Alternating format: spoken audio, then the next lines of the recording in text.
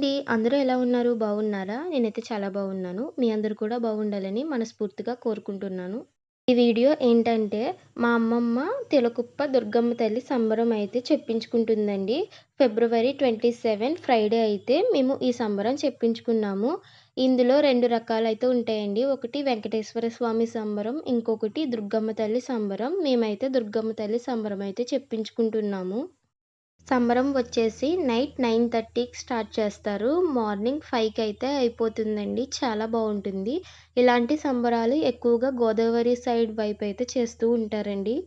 ఈ సంబరాలు ఎక్కువగా గృహప్రవేశం చేసుకున్న వాళ్ళు, పెళ్ళిళ్ళు చేసుకున్న వాళ్ళు, మామూలు మొక్కుబడులు ఉన్నవాళ్ళు అయితే చేసుకుంటారండి.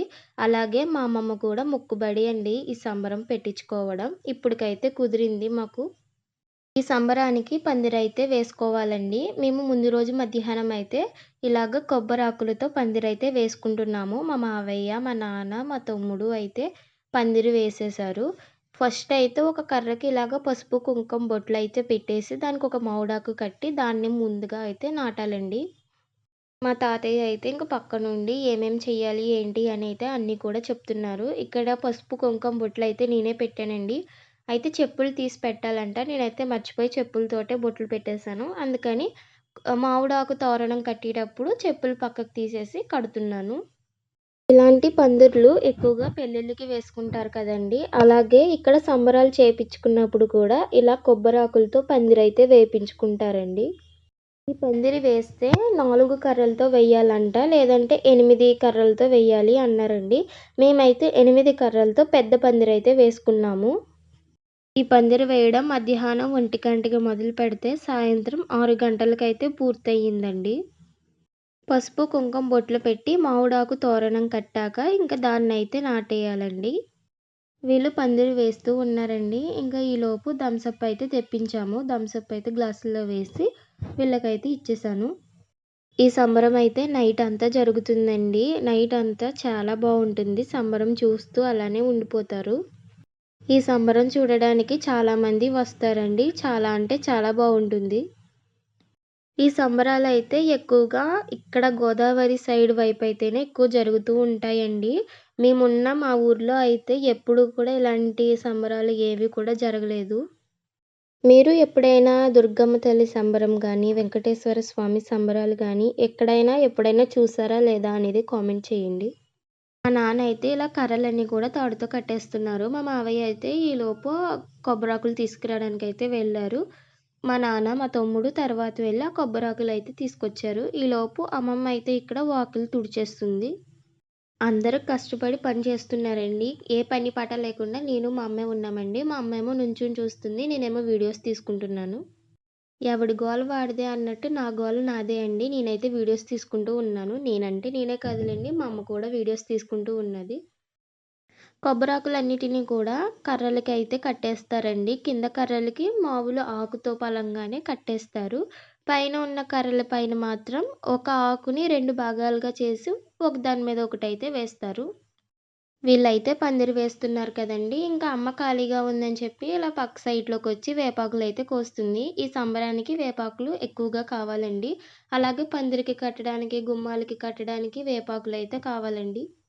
ఇంకా ఈ సంబరంలో దుర్గమ్మ తల్లి, అమ్మవారు కూడా వస్తారు కదండీ! ఆవిడ చేతిలోకి కూడా వేపాకులు కావాలి కాబట్టి కొంచెం ఎక్కువగానే కోశారు. పందిరి వేయడం అయిపోయిన తర్వాత మావయ్య కూడా వెళ్లి వేపాకులైతే తీసుకొచ్చారు. ఈ సంబరంలో దుర్గమ్మ తల్లి, అమ్మవారిని కూడా తీసుకొస్తారండి. కరెక్ట్‌గా 4 గంటలకి బయటికి తీసుకొస్తారు. 6 గంటల వరకు అమ్మవారిని నిప్పుల మీద తొక్కించడం, ఇలా డాన్సులవి చేపిచ్చడం అయితే చేస్తూ ఉంటారు. చాలా బావుంటుంది అమ్మవారు వచ్చినప్పటి నుంచయితే. ఇంకా పందిరైతే ఇలా ఉందండి. తర్వాత ఆ రోజు నైట్ అయితే మేము సెంటర్‌కి వెళ్ళాము. అమ్మవారికి చీర తీసుకోవడం కోసమైతే వెళ్ళాము. ఇంకా ఇక్కడ చాలా చీరలైతే చూపిచ్చారు. చాలా అంటే చాలా బావున్నాయి. శారీస్ అన్నీ కూడా బావున్నాయి. ఏది తీసుకోవాలో అర్థం కాలేదు.